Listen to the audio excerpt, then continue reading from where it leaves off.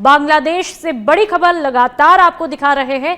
पूर्व पीएम बांग्लादेश की शेख हसीना को फांसी की सजा सुना दी गई है। इंटरनेशनल क्राइम ट्रिब्यूनल यानी कि आईसीटी ढाका ने इस फैसले को सुनाया है और तीनों दोषियों को सजाए मौत दी गई। पूर्व गृह मंत्री और आईजी पुलिस को भी मृत्युदंड की सजा सुनाई है। आईसीटी ने सभी को मानवता के खिलाफ अपराध में दोषी ठहराया है। हसीना के अपराधों को मानवता के खिलाफ माना गया। आईसीटी ने कहा कि निहत्थे प्रदर्शनकारियों को मार दिया गया था। तो बहुत ही बड़ी खबर, बांग्लादेश की जो पूर्व प्रधानमंत्री रह चुकी है शेख हसीना, उन्हें फांसी की सजा सुना दी गई है। अब ऐसे में जगह जगह पर चर्चाओं का बाजार भी तेज है कि आखिरकार अब भारत का रुख क्या रहेगा, भारत क्या करेगा, बांग्लादेश को नहीं सौंपा तो क्या होगा। इन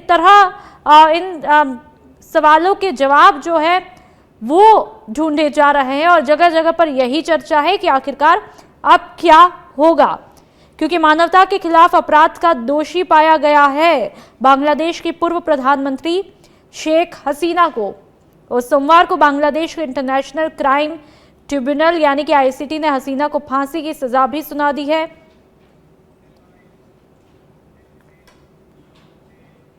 बढ़ते हैं आगे। राजस्थान के नवनियुक्त मुख्य सचिव वी श्रीनिवास ने आज मुख्य सचिव कार्यालय में अपना पदभार ग्रहण किया। प्रोटोकॉल के मुताबिक पूर्व मुख्य सचिव सुधांशु पंत ने नवनियुक्त मुख्य सचिव का स्वागत किया और पूजा अर्चना के साथ में मुख्य सचिव वी श्रीनिवास ने अपना कार्यभार भी ग्रहण किया। आज नए मुख्य सचिव ज्वाइनिंग से पहले मोती डूंगरी गणेश जी के दर्शन करने पहुंचे। कार्यभार ग्रहण करने के बाद मुख्य सचिव वी श्रीनिवास ने मीडिया से बात करते हुए सीएम भजनलाल और पीएम मोदी को धन्यवाद कहा और साथ ही राजस्थान को अपनी कर्म भूमि भी बता डाला। मात्र 22 साल की उम्र में वी श्रीनिवास ने भारतीय प्रशासनिक सेवा परीक्षा पास की और राजस्थान कैडर में शामिल हुए। पिछले 3 दशकों में उन्होंने राज्य और केंद्र सरकार के कई महत्वपूर्ण पदों पर जिम्मेदारी निभाई। आपको ये भी बता दें कि राज्य सरकार के इस निर्णय को प्रशासनिक फेरबदल के अहम कदम के तौर पर देखा जा रहा है। पदभार ग्रहण करते हुए मैं माननीय मुख्यमंत्री जी श्री भजनलाल जी शर्मा साहब का आभार प्रकट करना चाहता हूं कि उन्होंने मेरी कार्यकुशलता में विश्वास किया है और इतनी बड़ी जिम्मेदारी मुझे दिया है।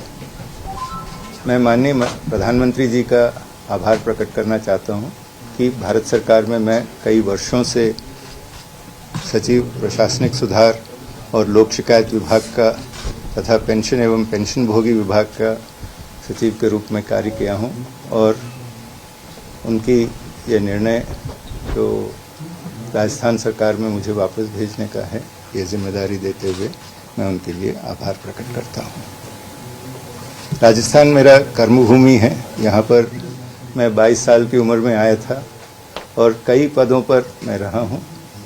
नागौर में मेरा प्रोबेशन था तथा उसके बाद उपखंड अधिकारी के रूप में भीलवाड़ा, निम्बाहेड़ा एवं additional area development commissioner Bikaner में था और डिस्ट्रिक्ट कलेक्टर पाली एवं जोधपुर और निदेशक जलग्रहण विकास में काम किया था। उसके पश्चात जब मैं सचिव के रूप में आया था तो आयोजना विभाग, वित्त विभाग, स्वास्थ्य विभाग एवं साइंस एंड टेक्नोलॉजी डिपार्टमेंट्स में था और फिर अध्यक्ष राजस्थान कर बोर्ड और अध्यक्ष राजस्व मंडल के रूप में मैंने काम किया था। आज मुख्य सचिव पदभार ग्रहण करते हुए इस पद पर बहुत कद्दावर व्यक्तियों ने काम किया है। जयपुर से खबर, जहां पर विशेष शिक्षक भर्ती की मांग को लेकर के आंदोलन किया गया। आज शहीद स्मारक पर दिया जा रहा है धरना। भर्ती में कोई पद नहीं मिलने से युवाओं में काफी निराशा है। लाखों युवा विशेष शिक्षा में रोजगार की प्रतीक्षा कर रहे हैं। भर्ती नहीं आने से युवाओं में काफी गुस्सा है और इसी को लेकर आज प्रदर्शन भी किया जा रहा है। तो लाखों युवा जो कि दिन रात एक करके मेहनत करके तैयारियां करते हैं और उसके बाद में जब निराशाजनक तस्वीरें होती है, कोई समाधान नहीं निकलता, तो जाहिर सी बात है कि इस तरह का रास्ता अख्तियार करना पड़ता है। लेकिन सवाल यह है कि क्या इस रास्ते के जरिए उनको कोई समाधान मिल पाएगा। ये तमाम युवा जो बड़ी तादाद में बैठे हैं अपनी परेशानियों को लेकर के, भर्ती नहीं होने से युवाओं में काफी गुस्सा देखने को मिल रहा है और इसी को लेकर के प्रदर्शन भी किया जा रहा है। विशेष शिक्षक भर्ती की मांग इन तमाम युवाओं की है जिनको लेकर के ये आंदोलन कर रहे हैं। विशेष शिक्षा को लेकर आज जयपुर के शहीद स्मारक पर विरोध प्रदर्शन किया जा रहा है। हाल ही में सरकार द्वारा शिक्षक भर्ती निकाली गई थी जिसमें विशेष शिक्षा के एक भी पद नहीं होने के कारण जो विशेष शिक्षा की तैयारी कर रहे हैं उनमें खासा जो लड़के हैं उनमें खासा आक्रोश है। यही कारण है कि आज जयपुर के शहीद स्मारक पर ये तमाम जो लोग हैं वो यहाँ पर प्रदर्शन करने के लिए आए हैं। हमारे साथ कुछ साथी मौजूद है। कहाँ से आप आए हैं? सर मैं हनुमानगढ़ से आया हूँ, मेरा नाम हरदयाल सिंह है। और सर हमारा यह आंदोलन करने का एक प्रमुख उद्देश्य है कि जो सरकार ने विज्ञप्ति निकाली है 7 नवंबर को, इसमें विशेष शिक्षकों का कोई पद नहीं है, कोई पद आरक्षित नहीं किया है। हालांकि पिछली जो सरकार थी, अशोक गहलोत की सरकार थी, उसमें विशेष शिक्षकों को सीटें आरक्षित की गई थी। हम लाखों पैसे खर्च करके कोर्स किया और रेट भी प्री क्लियर किया। इन्होंने ये बात बोल देते पहले भी हाँ आपकी कोई पद नहीं है तो हम क्यों इतनी कोचिंगों में पैसे करते कोचिंग करते, ये बात आप पहले बोल देते। हमारे इतने पैसे तो ना खर्च होते। सभी जो बच्चे हैं यहाँ उच्च वर्ग से कोई नहीं है, सभी मध्यम परिवार से, सभी के माता पिता के दिहाड़ी मजदूरी करते हैं। लेकिन उनकी उम्मीद थी, लेकिन उम्मीद ही नहीं टूटी, उनके सपने टूट गए हैं। अब हमारे पास आंदोलन के सिवा कोई रास्ता नहीं है। अंत में हमने कई अधिकारियों से बातचीत करनी चाहिए लेकिन सभी वार्ताएं विफल रही।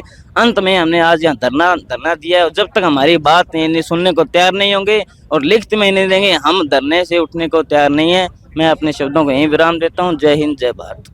देखिए, आपको बता दें स्कूलों में जो विशेष शिक्षक होते हैं वो जो दिव्यांगजन होते हैं, प्रदेश के तमाम स्कूलों में जो दिव्यांगजन बच्चे होते हैं उनको पढ़ाने में महत्वपूर्ण भूमिका जो है ये शिक्षक अदा करते हैं। लेकिन हाल ही में जो शिक्षक भर्ती निकाली गई है उसमें विशेष शिक्षा के जो एक भी पद नहीं है। और अगर हम बात करें प्रदेश में लाखों जो अभ्यर्थी विशेष शिक्षा में जो है डिग्री कर रहे हैं, लेकिन जब सरकार ने पद ही नहीं निकाले तो अब इनकी जो डिग्री करने का कोई औचित्य यहाँ पर जो है खड़ा नहीं हो रहा है। और यही कारण है कि अब ये जो तमाम जो प्रदेश के अलग अलग हिस्सों से जो युवा आए हैं और प्रदर्शन कर रहे हैं और सरकार से मांग कर रहे हैं कि विशेष शिक्षा में जो है पद सृजित यहाँ पर किए जाएं।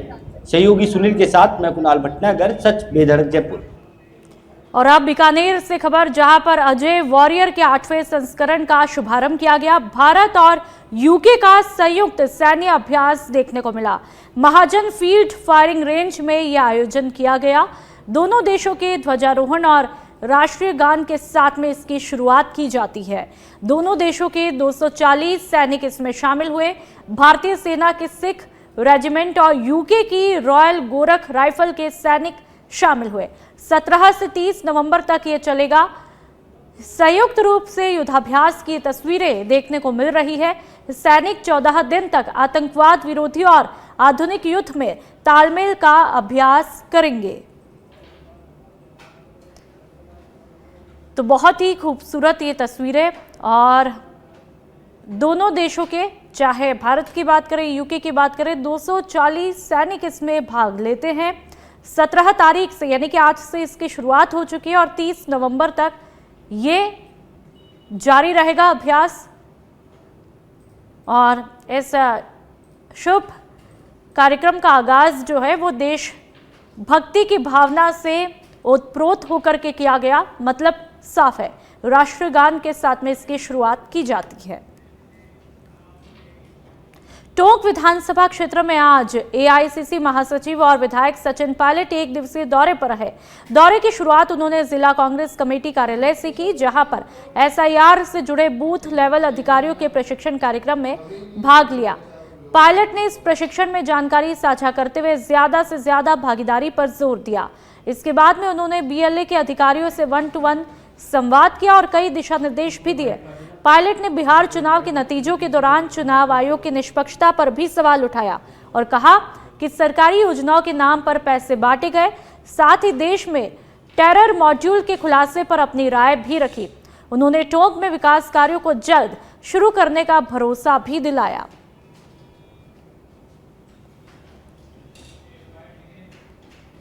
कुछ दिन पहले जयपुर में इसी प्रकार का प्रशिक्षण हुआ था पूरे प्रदेश के लिए, लेकिन आज हम लोगों ने टोंक विधानसभा क्षेत्र के जितने हमारे बूथ एजेंट्स हैं, बीएलएस हैं, उन सबको यहाँ पर आमंत्रित किया। एक वर्कशॉप हमने आयोजित करी और निर्वाचन आयोग का जो SIR है वो प्रदेश में लागू है और बड़ा मुझे अचंभा होता है इतना कम समय इलेक्शन कमीशन ने दिया है काम करने के लिए। इलेक्शन कमीशन ने 4 दिसंबर से पहले सारा काम पूरा करने का एक समय सीमा बांधी है, जो मैं समझता हूँ पर्याप्त नहीं है, लेकिन बावजूद उसके हमारी पार्टी के सभी कार्यकर्ता मजबूती से काम कर रहे हैं और प्रत्येक क्षेत्र में जाकर जो वोटर लिस्ट है उसमें जो जायज और जो हमारे मतदाता सूची में हैं और होना चाहिए उनके नाम जुड़वाएंगे। जो टेक्निकल रिक्वायरमेंट्स हैं, फोटोग्राफ की, एपिक नंबर की। और अब बूंदी की बात करेंगे, जहां पर बूंदी के नैनवा से खबर आई है। बूंदी स्टेट हाईवे 34 पर पेट्रोल पंप के पास में 2 बाइकों में जोरदार भिड़ंत देखने को मिली है। तस्वीरें बेहद दर्दनाक इसलिए ब्लर करके हमने दिखाया। हादसे में 4 बाइक सवार गंभीर रूप से घायल हुए हैं।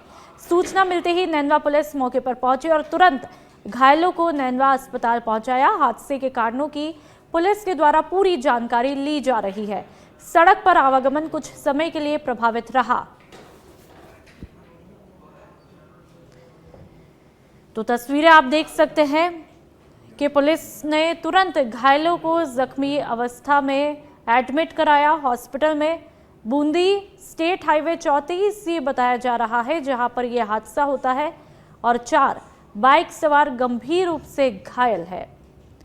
सूचना मिलते ही नैनवा पुलिस मौके पर पहुंची है और इन तस्वीरों को, वीडियो को देखकर अंदाज़ा लगा सकते हैं कि लोगों की भीड़ वहां पर जमा हो जाती है और ये तमाम जो घायल है वो बेहद ज़ख्मी अवस्था में है और ऐसे में इन्हें हॉस्पिटल एडमिट करवाया गया है।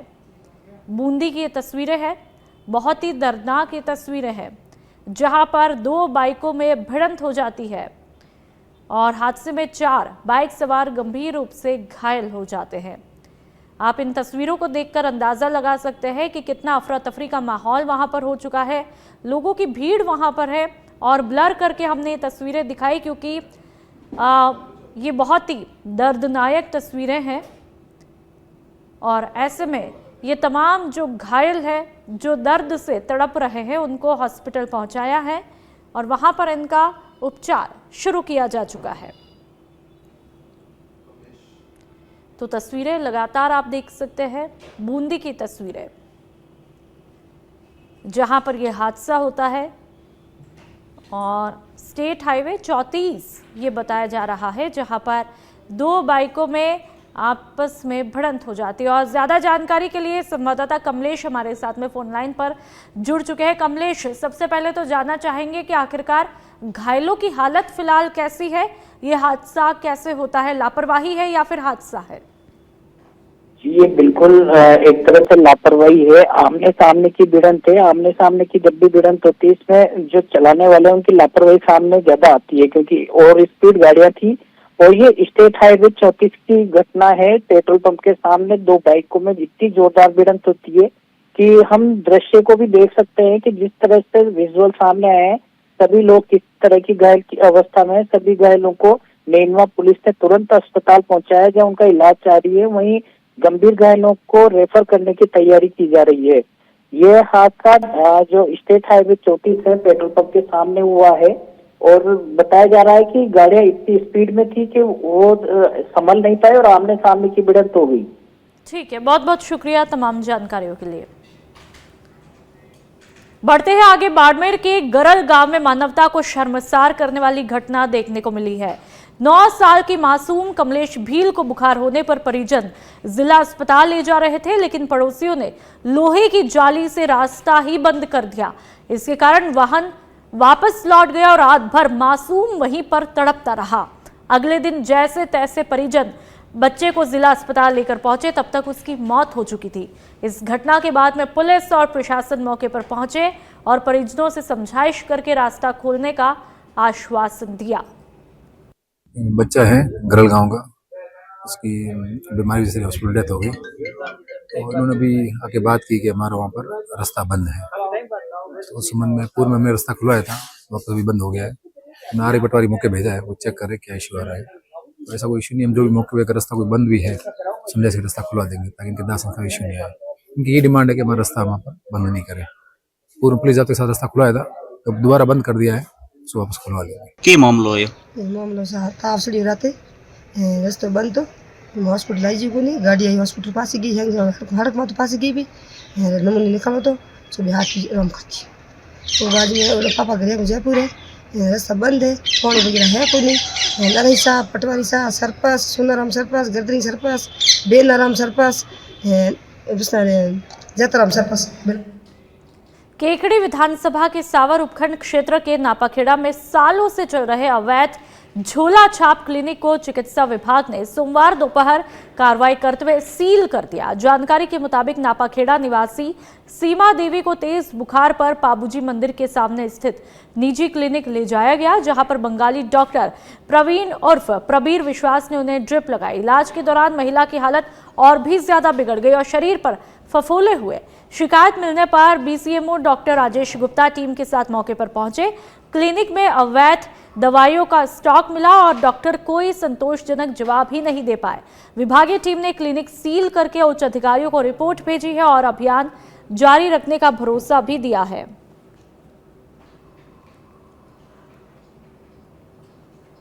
इनके यहाँ पे शिकायत प्राप्त हुई थी, किसी महिला के ने इंजेक्शन लगाया था, बोतल लगाई थी, उसके छाले हो गए थे। शिकायत हुई, उस आधार पर काम कर रहे हैं। इनके पास वर्तमान में भी जो इन्होंने किए हैं कोई मेडिकल की दवाइयाँ देने से रिलेटेड सर्टिफिकेट नहीं है, तो इनकी रिपोर्ट दर्ज कराई जाएगी और आगे कार्रवाई। क्लिनिक सीज क्लिनिक को सीज करो। हाँ, क्लिनिक को आज सील कर। इनके यहाँ पे तो तस्वीरें आपकी टीवी स्क्रीन पर। सीमा देवी को ड्रिप देने के बाद में उनकी हालत बिगड़ी। झोला छाप डॉक्टर यहां पर अपनी ड्यूटी निभा रहा था, जो कि झोला छाप था। ऐसे में कहीं ना कहीं मरीजों के साथ में बड़ा खिलवाड़ यहां पर होता है।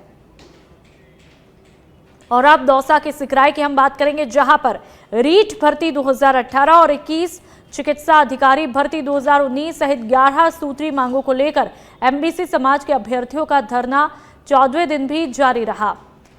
शहीद स्थल पर ये धरना चलता है और इसमें 372 पदों की नियुक्ति, शहीद रूप नारायण गुर्जर के आश्रित को अनुकंपा नियुक्ति और 1252 में से बाकी 433 कर्मचारियों का स्थायीकरण सहित अन्य मांगे शामिल है।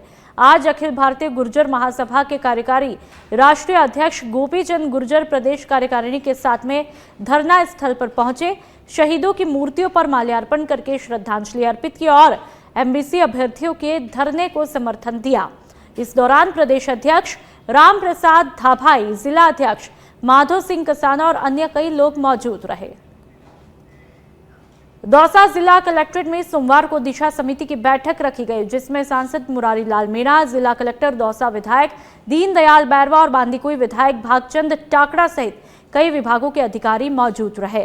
बैठक में जिले की प्रमुख योजनाओं की समीक्षा के साथ ही ईसरदा पेयजल परियोजना पर भी बातचीत होती है। तस्वीरें आप देखिए। सांसद मुरारी लाल मीणा ने बताया कि परियोजना का लगभग 90% निर्माण कार्य पूरा हो चुका है और शहर में सप्लाई लाइन बिछाने का काम भी अंतिम चरण में है। देखो ईसरदा, ये बिल्कुल सही बात है कि दौसा पिछले 50 साल से पानी की वजह से त्रयमान है और चाहे सरकार हमारी रही हो चाहे किसी और की सरकार रही, सबने प्रयत्न किया लेकिन कोई न कोई कारण हमेशा से फंसता रहा। अब मुझे पूरी उम्मीद है कि दौसा सिटी की भी करीब लाइन 90% पूरी हो गई है। ईसरदा प्रोजेक्ट का भी करीब 90% काम पूरा हो गया है। आज ईसरदा प्रोजेक्ट के सारे अधिकारी थे, हमने उनको कलेक्टर साहब ने, हमने हमारे सारे जनप्रतिनिधियों ने उनको इस बारे में पूरी जानकारी ली है। अब टोक की बात करेंगे, जहां पर कृषि मंडी में आज किसान एक दिवसीय उपवास पर बैठे हुए हैं। ये उपवास महापंचायत के बैनर तले किया गया, जिसमें किसानों ने बीमा क्लेम, फसल मुआवजा, ईसरदा और बीसलपुर बांध जैसे महत्वपूर्ण मुद्दों को उठाया। कुल 21 सूत्री मांगों को लेकर के किसान लंबे समय से आंदोलनरत है और अपने हक के लिए लगातार आवाज उठा रहे हैं। किसानों का कहना है कि वहां की मांगों और एमएसपी गारंटी कानून के लागू होने तक उनका ये संघर्ष जारी रहेगा। आंदोलन का ये एक और चरण है, जिसमें किसान जयपुर कूच से पहले अपनी बात को मजबूती से रखते हैं। आगामी दिनों में ये आंदोलन जयपुर तक पहुंचने की योजना पर केंद्रित होगा। बायत उपखंड के गीड़ा पंचायत समिति परिसर में सोमवार को साधारण बैठक का आयोजन किया गया, जिसकी अध्यक्षता प्रधान जानकी चौधरी ने की। बैठक में सबसे बड़ा मुद्दा जेजेएम स्कीम के तहत घर घर पानी पहुंचाने का रहा। सरपंचों ने खुलकर नाराजगी जताई और कहा कि ठेकेदार ने किसी भी ग्राम पंचायत में काम पूरा ही नहीं किया, जिससे लोगों को पेयजल सप्लाई का लाभ नहीं मिल पा रहा है। इसके अलावा क्षेत्र में पानी, चिकित्सा सेवा, सड़क निर्माण और अन्य विकास कार्यों की समस्याएं भी उठाए। विधायक हरीश चौधरी ने अधिकारियों को जन समस्याओं को त्वरित समाधान सुनिश्चित करने के निर्देश दिए। बैठक में एसडीएम वीडियो खुमाराम सारण समेत सभी विभागों के अधिकारी और जनप्रतिनिधि मौजूद रहे। और अब बात अजमेर की, जहां पर रेलगाड़ियों को सुरक्षित अपनी मंजिल तक पहुंचाने वाले रेलवे क्रू स्टाफ ने आज रेल मंत्रालय के खिलाफ खुल करके नाराजगी जताई। North western railway employees union ने अखिल भारतीय आह्वान पर अजमेर रेलवे स्टेशन पर जोरदार प्रदर्शन किया। यूनियन के मंडल सचिव मोहन चिलानी के नेतृत्व में कर्मचारियों ने लाल झंडे के साथ में नारेबाजी करते हुए कहा कि मंत्रालय लगातार क्रू स्टाफ की अनदेखी कर रहा है। चिलानी ने आरोप लगाया कि रेलवे में निजीकरण को बढ़ावा दिया जा रहा है, जबकि दूसरी तरफ कर्मचारियों की भारी कमी होने से ड्यूटी का दबाव भी बढ़ता जा रहा है। हमारा तो ये निजीकरण को लेकर के और हमेशा से ये विरोध रहा है और हमारा हर कार्यक्रम, हर अधिवेशन में ये प्रस्ताव में सबसे अहम डिमांड ये रहती है और हमारा प्रयास है। लेकिन सरकार की जो नीति है, आखिर जो निर्णायक है वो सरकार स्वयं है। आज भारतीय रेल में 2.5 लाख पद रिक्त है और रेलवे बोर्ड के माध्यम से 17,000 पदों को भरने की कार्रवाई की जा रही है। आप इस बात से अंदाज लगा सकते हैं कि 2.5 लाख पदों की रिक्ति को भरने की कार्रवाई अगर आज की जाएगी तो हमें कर्मचारी 1.5 साल बाद उपलब्ध होगा। कर्मचारी ट्रेनिंग करके